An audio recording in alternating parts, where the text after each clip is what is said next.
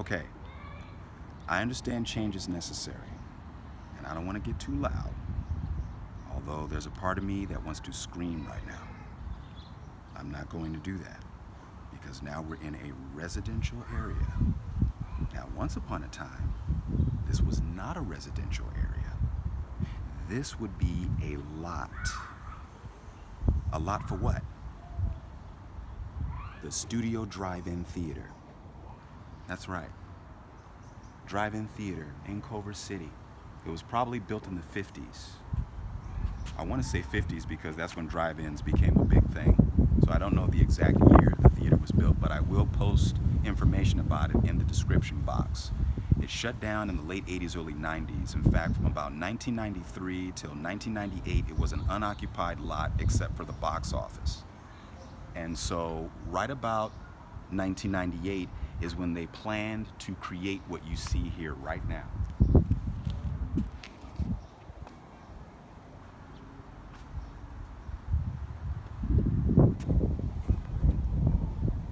Now, don't get me wrong.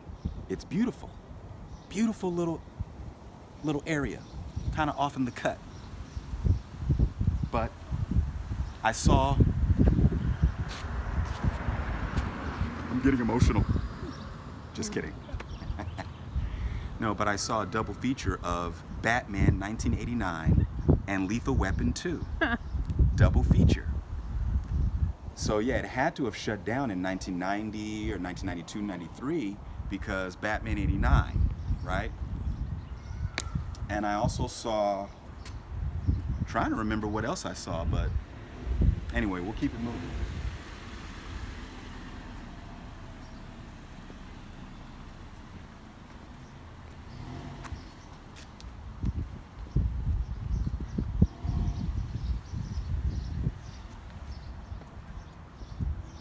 So everything that you're looking at was pretty much installed right about the late 90s, early 2000s.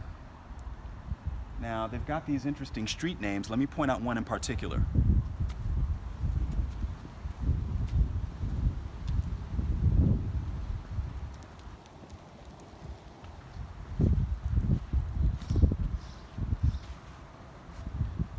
Bayona. But yeah, at one point, the area that is now Culver City was Rancho La Bayona.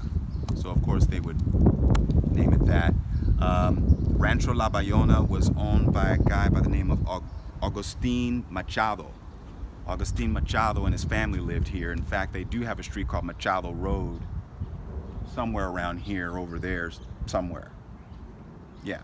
So imagine a lot with a big screen, and because it's so different right now, I don't even remember where the screen was. I don't even remember. I don't remember.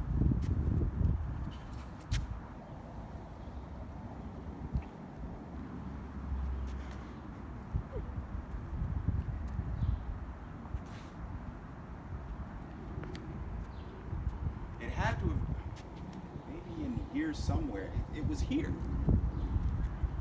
I'm not stuck in the Twilight Zone. There was a screen. Sometimes when you would drive along Jefferson, you could actually see the screen because the screen faced toward Jefferson. Yeah, that's Jefferson right there. So as you would drive by on Jefferson, you would see the movies. Of course, you couldn't hear anything because you got to get a ticket, get the speaker, put it in your window, and watch your movie.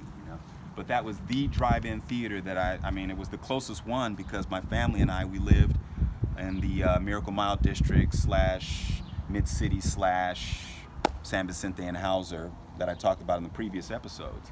So this was the drive-in theater that my family and I would come to back in the 80s.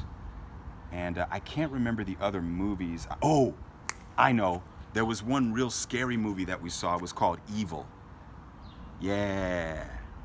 I didn't want to see it, obviously, because I was a little kid, but they wanted to see it. But I remember I was terrified of that movie, but we saw it at the drive-in.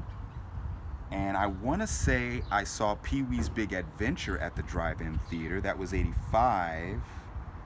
And you know what? Did I see Back to the Future at the drive-in?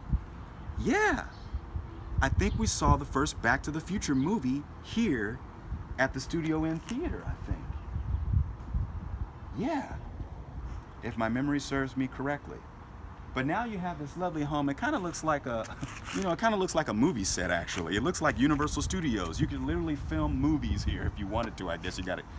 But yeah, it feels like one of those backlot neighborhoods at Universal Studios. And maybe that was done intentionally, because this is pretty much movie town, screen land. Culver City is known for that and its connection to the movies. But,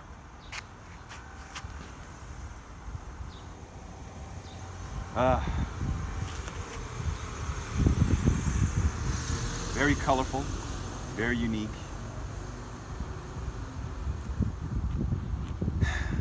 This is where I grew up.